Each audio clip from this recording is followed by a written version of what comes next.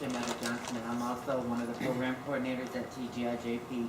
And I think one of the biggest things that we do is we provide humanness to transgenders that are incarcerated, because a lot of the trans that are incarcerated, I was just recently released from federal prison May 21st after being arrested under conspiracy to distribute in February of 2009. And we've been getting a lot of letters from transgender people that are being sexually abused, physically abused, being placed in so many different compromising situations. And if I had not had the experience of having been into that prison to understand why would an officer or why would an inmate just assault a transgender person because she has her hair up in a bun, or because she has breasts, or because she's, and we receive a lot of letters from the transgender women, and we provide information and resources so that they can get the support they need to advocate for themselves as transgender women. And we also do the best that we can to empower them to stay safe and stay strong. We put out a survival guide, which the survival guide sort of kind of, Forensic Aid Project and TGIJP put together a survival guide, and basically it's a guide to support transgender people and how to survive in prison. And Janetta was also one of 3 women who were incarcerated at the time and who helped us to create this guide. And my experience in being in prison, and because of the way the system is ran and having the guards pit inmates against you as a transgender person, and spending time in prison and not even having a place to sit in the chow hall because there's no, it's all gang related, and it's just that there's nowhere to sit. If you're transgender, you basically have to stand up and eat, and for a long time I had to stand up to eat. But I feel very confident that if it wasn't for TGIJP giving me the support that I needed, that I wouldn't have made it, because there were so times that I lost all faith in humanity. I did not feel human, and it was just like I would just be so happy just to call them, for them to remind me that I'm a human being, because you're treated so poorly simply based on the fact that you're a transgender person. So we provide a lot of practical and emotional support to the transgender community, and a lot of resources, and we do we have a few transgender people that are recently getting out, and we're going to be there to support them in their transitioning back into society, and focus a lot on the recidivism of transgender people. So that's sort of kind of some of the work that we do. And and I can't see myself doing anything other than that. I don't make a lot of money doing this. I make very little money. But I could not see myself doing anything other than that at this point. Having had the experience that I've had, and receiving these letters, you would think that, oh, this can't possibly be happening. It can't possibly be happening in the context that they describe it. But it's just like, you don't have to be a smart ass to the cops or the inmate. They something's wrong. Yeah. You're guilty for just being transgender. And I knew when the judge sentenced me to 72 months in prison that he was sentencing me to suck Bubba's dick and all that other stuff, but I did what I had to do to get out. I was sentenced to 72 months, and I ended up doing 3.5 years out of 72 months because I got out on a good merit program, but I had to eat a lot of crow, and I had to go through a lot of shit.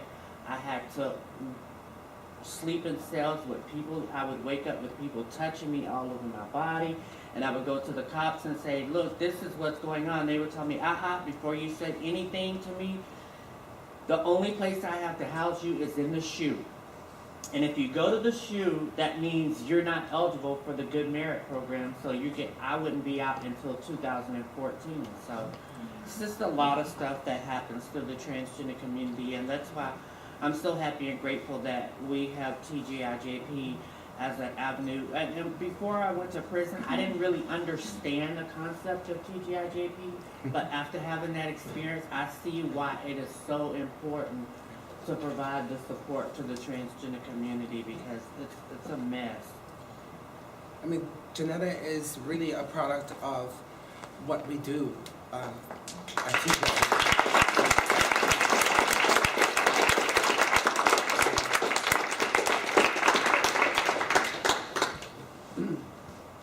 I'm going to say about Stiletto. We have a prison newsletter that we just had our first empowerment retreat, and it was amazing.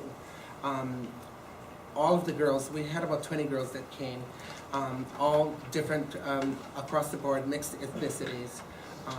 It was a wonderful retreat, and as part of their empowerment, Stiletto, in this issue that we're doing, I created a workshop for them so that we could in turn empower everyone in prison. And it's part of their quotes of empowerment to the women and men in prison. And so that's another program that we do. And like I said, she's a product of TGIJP. Questions? Can I come up here again? Yeah. Hi, I wanted to know if part of TGI Justice has a medical component for people that are incarcerated, so that hormone distribution still occurs and any kind of needed medications are available for trans women and men. We're not able to do any kind of legal work, but we refer them to, in our, do we have that? Oh, yeah, sorry.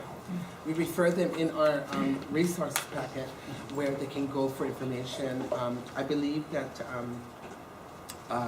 Laurie Kohler, she has a new program, right? She's working with, I think about 20 to 45 doctors, again, in the prison system, to ensure that all of the protocols are met to give the people in prison proper health care, mental health care. And then I think that's part of WCAF. I'm not sure. Do we have more questions from the audience at this point? I have a question.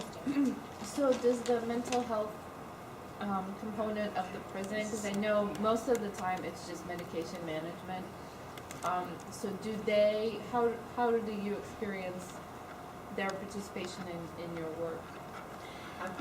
I just wanted to answer that question.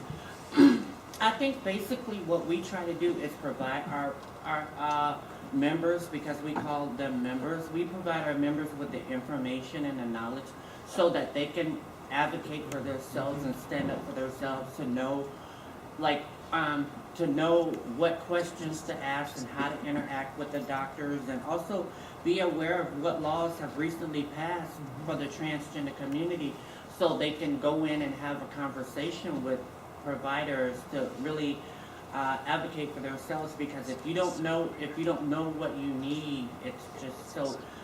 The biggest piece that we do is we try to empower them to stand up for themselves and advocate for themselves, and not only for themselves but for other members of the transgender community. Because in various prisons we have several women that are considered leaders within that community, and they're like really, they organize the community in terms of getting all the girls together and saying, hey, this is what we have to do, this is what we're gonna do.